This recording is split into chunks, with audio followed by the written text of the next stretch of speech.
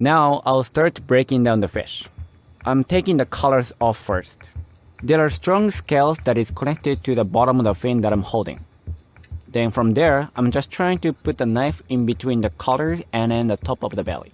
So I'm not cutting through the bones. I'm just cutting the meat underneath the collar. Fish butchery in general, you're not supposed to hit anything other than the meat. You're just putting the knife right on top of the bone, so that you're pretty much just sliding the knife.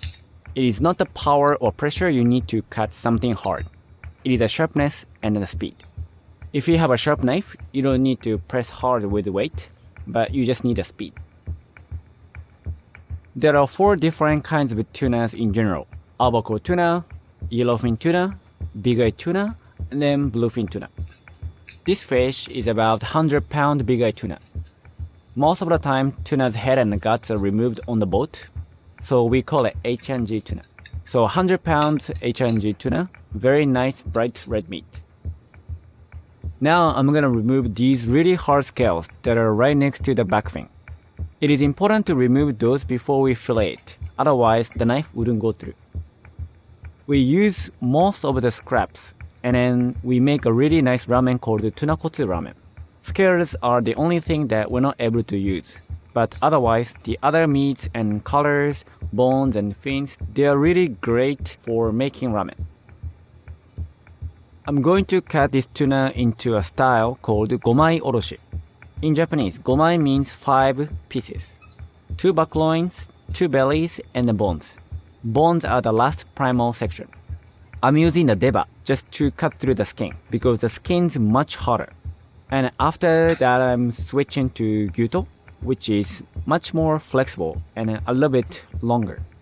As you go down the filleting tuna, it gets thicker so that you have to adjust your knife. I'm pressing a little bit down into the bone at an angle that doesn't penetrate the bone. It's almost close to parallel. It just sits on it, so that you're not gonna have so much meat left over or cut through the other side of the fish. So now I just switched to a smaller yo deba, and I'm trying to separate the back from the belly by just opening up the skin. Yo deba is the double-edged knife, but it has the same sharpness as the deba knife, which is the single-edged knife. But when I cut things straight down, double-edged knife actually works better because the single-edged knife goes a little bit deeper in.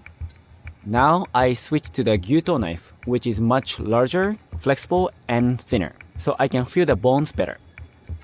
So these bones right here are unique to the bonitos and tuna. Other fish do not have strong bones right here. That's just the way fish body is structured. Here I'm gonna remove one of the loins by cutting the neck bones, and then the rest is all separated.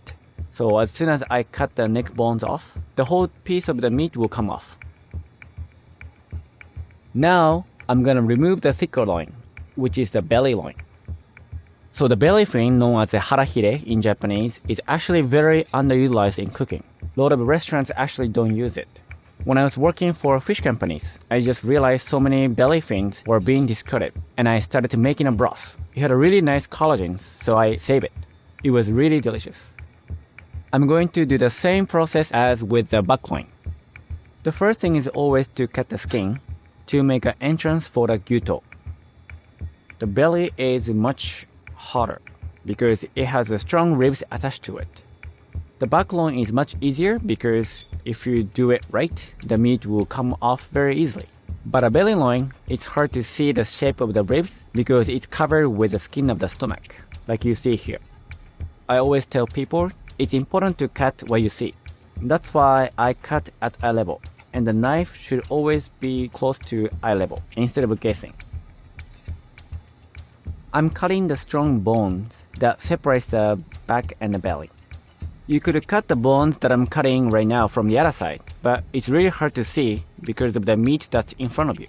So I'm trying to make it easy by just looking at it and then cutting it. That's why I turn the fish over one time. This piece will come off with the bone still attached, and it's much easier to take the bones off once it's on the cutting board. I'm gonna come back later to remove the bones attached to the bloodline, and then also the ribs attached to the belly. Now, I'm going to do the exactly same cutting process again, but from the bottom. Some people put the bones the other way, but I personally prefer it this way because I can see where my knife is through the bone. The result is always better because you know exactly how your knife is performing. I'm just cutting the meat underneath the bone. This way it's much easier because I can have really good control of where my knife is. And then I can have my left hand to hold it, so the grip is much better.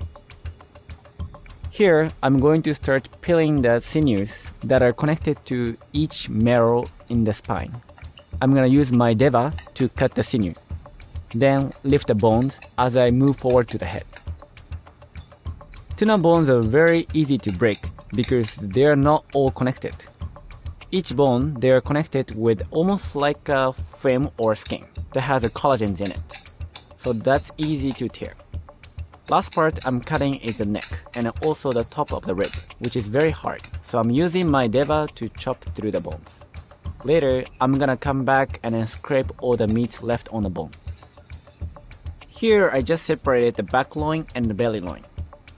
The bones that are between the butt line, I just put my knife right next to it. Then just cut straight down. Now gomai oroshi is finished. This is the breakdown of the tuna. I have 4 loins, 2 back loins, 2 bellies, and 1 set of bones. You also have 1 belly fin and 2 collars.